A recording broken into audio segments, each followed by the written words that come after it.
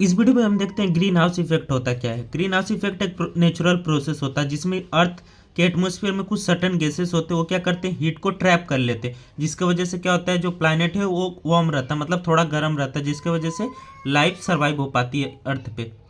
तो नॉर्मली देखो, ये आपका अर्थ है, ठीक है, ये सन है, तो यहाँ से कुछ रेज आएंगी, ठीक है, तो यही रे ऐसे रिफ्लेक्ट हो जाती है।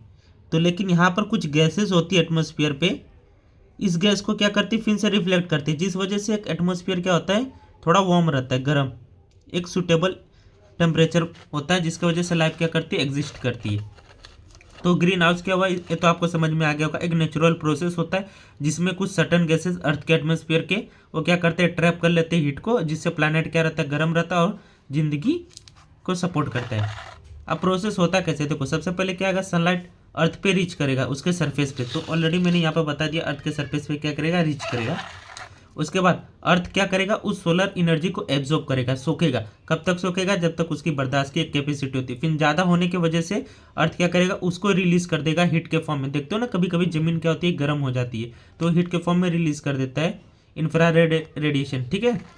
अब देखो ग्रीन हाउस क्या करता है, ग्रीन हाउस के जो गैसेस वो ट्रैप करते हैं कुछ पार्ट, जो हीट बाहर जा रहा है फिर से इन्वायरमेंट में। देखो यहाँ से फिर से जा रहा है स्पेस में ना, तो इस ये जो तुम्हारा ग्रीन हाउस गैस है उसको क्या करेगा, ट्रैप कर लेगा और उसको फिर से अर्थ सरफेस पे भेजेगा। तो इसके वजह से क्या होता है, इन्वायरमेंट गर्म रहता है। लेकिन यहाँ पर most of the heat release हो जाता है स्पेस में।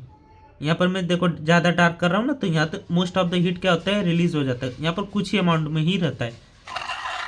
उसके बाद देखो अब ट्रैप हो गया, जिसकी वजह से क्या होता है, एटमॉस्फेयर वार्म हो जाता है। ये आपका बेसिक प्रोसेस, सनलाइट आएगा सरफेस पे, सरफेस से फिर अर्थ क्या करेगा, उसको एब्जॉर्ब करेगा, फिर अर्थ रिलीज कर देता है। ग्रीन हाउस गैस क्या करते हैं, उसको ट्रैप करते हैं, ट्रैप करने की वजह से एटमॉस्फेयर क्या होता है, गर्म हो जाता है।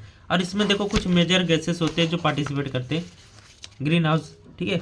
तो देखो कार्बन डाइऑक्साइड होता है, मीथेन होता है, नाइट्रोज ऑक्साइड होता है, वाटर वेपर होता है, क्लोरोफ्लोरोकार्बन्स होता है। अब ये ग्रीन हाउस इफेक्ट का मेन इंपॉर्टेंस थिंग्स क्या है, देखो ये क्या करता है, अर्थ का जो टेम्परेचर है उसको मेंटेन करके रखता है, उसका एवरेज टेम्परेचर जो है उसको मेंटेन, इसी वजह से यहाँ पर लाइफ क्या होता है, पॉसिबल हो पाता है। अगर क्या होगा, ग्रीन हाउस इफेक्ट का जो गैस है वो इंक्रीज हो जाए, तो सिंपल सा बात है, ग्लोबल वार्मिंग होता है। तो नेक्स्ट वीडियो में मैं बताता हूँ ग्लोबल वार्मिंग होता कैसे है।